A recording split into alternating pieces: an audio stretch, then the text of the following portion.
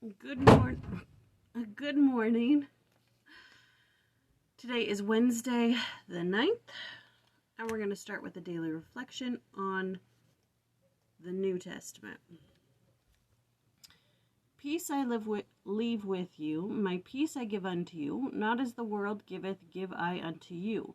Let not your heart be troubled, neither let it be afraid. John chapter 14, verse 27. Peace comes when our actions reflect our deepest values. Lasting peace, the peace which passeth all understanding, comes from turning our hearts to God. This peace helps us not only through the dark valleys of worry and pain, but also through dimly lit passages of our daily lives. This peace, most treasured, is God's promise to each of us. President Brigham Young stated, "There is no real peace, there is no real happiness in anything in heaven or on earth except to those who serve the Lord. In His service there is joy, there is happiness, but they are not to be found anywhere else. In it there are peace and comfort, but when a person is filled with the peace and power of God, all is right with him." Okay.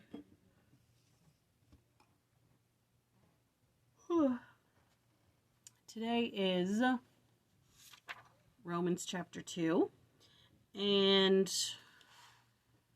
the sense that I'm getting from this chapter, I know it's a letter to the members of the church in Rome, so it's basically a sermon the whole time.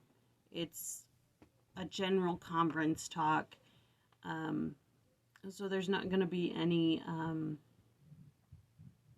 events laid out, basically. It's just doctrinal speak, which is good, which is great, but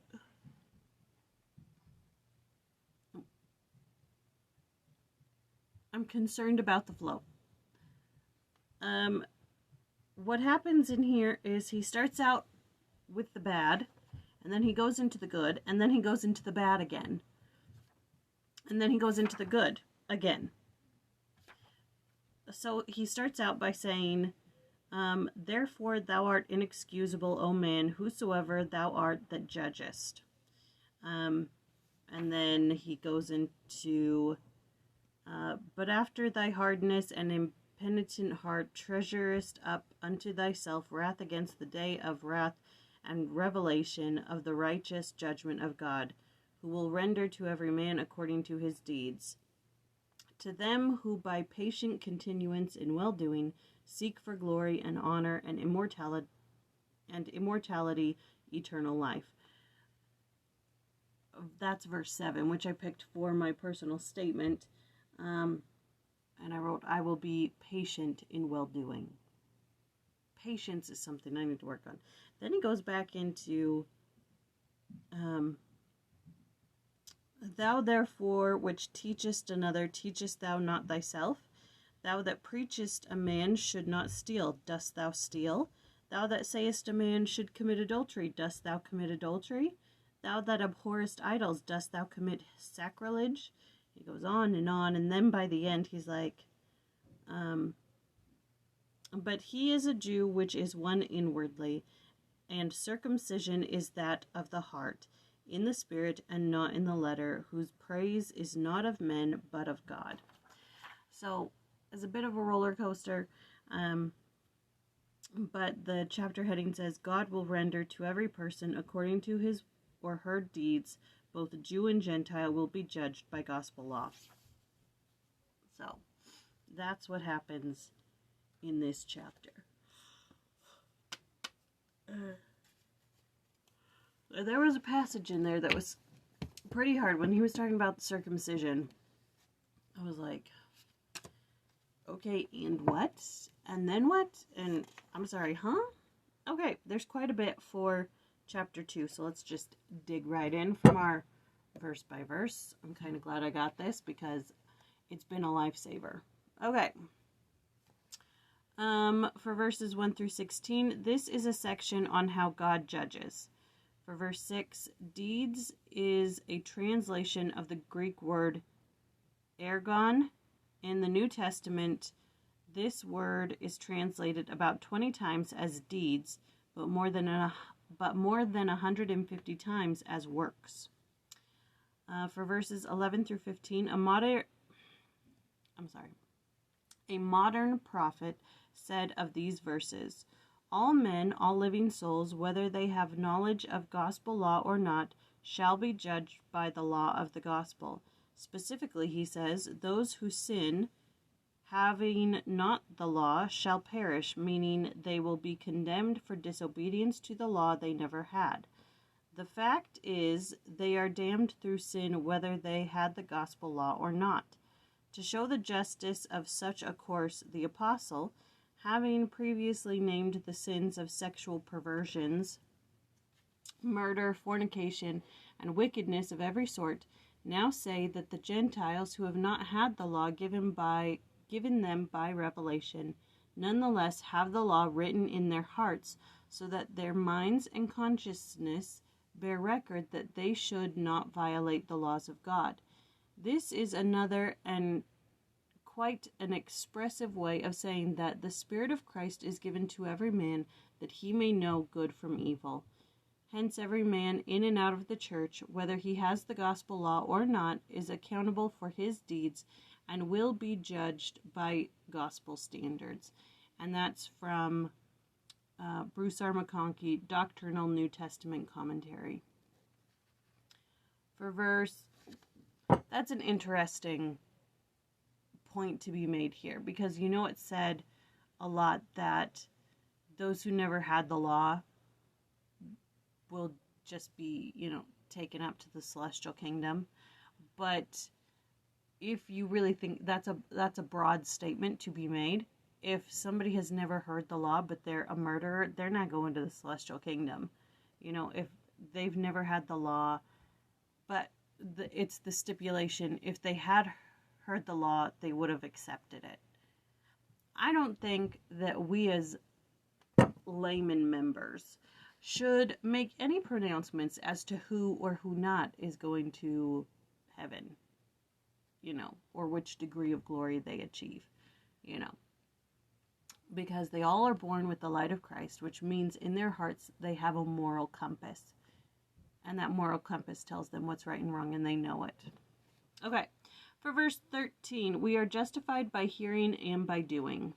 For verse 29, inner motives are more important than outer motions. Compare the Old Testament teaching, to obey is better than sacrifice, and to hearken than the fat of rams.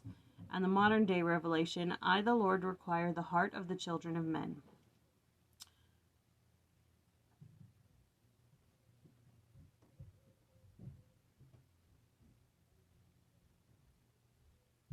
I was about to read more because it's in this section, but it says here that Romans 3 through 5 support the concept of justification through faith and grace. So maybe I'll save that. Yep, I'll save that to read for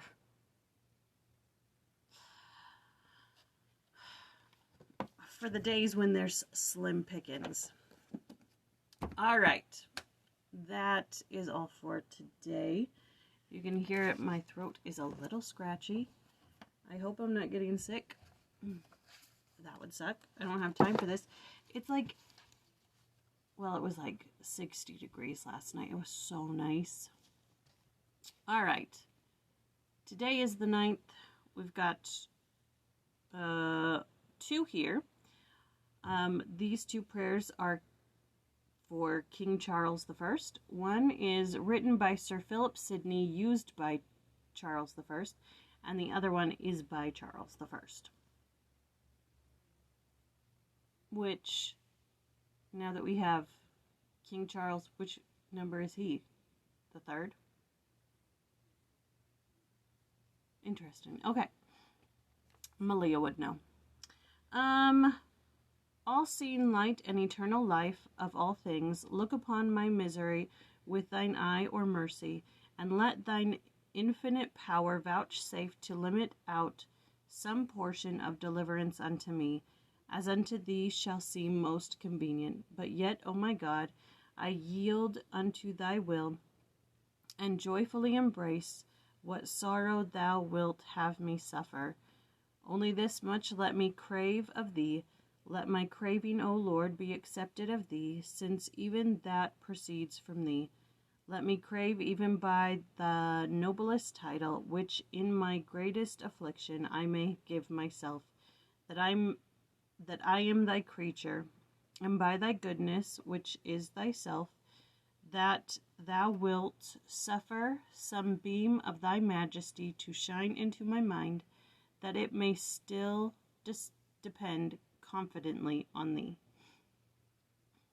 O Lord, make thy way plain before me. Let thy glory be my end, thy word my rule, and then thy will be done. All right.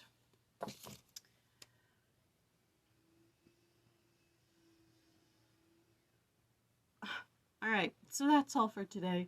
That was Romans chapter 2, and we do chapter 3 tomorrow, which means Jeffrey, which I don't know if you heard, he's in the hospital. It's very sad news. You know, when I heard that his wife died, I was like, he's not far behind. I'm not saying, it's just, I don't know if I can handle him going right now. I love Jeffrey. Okay. That's all. I'll talk to you later. Have a great day.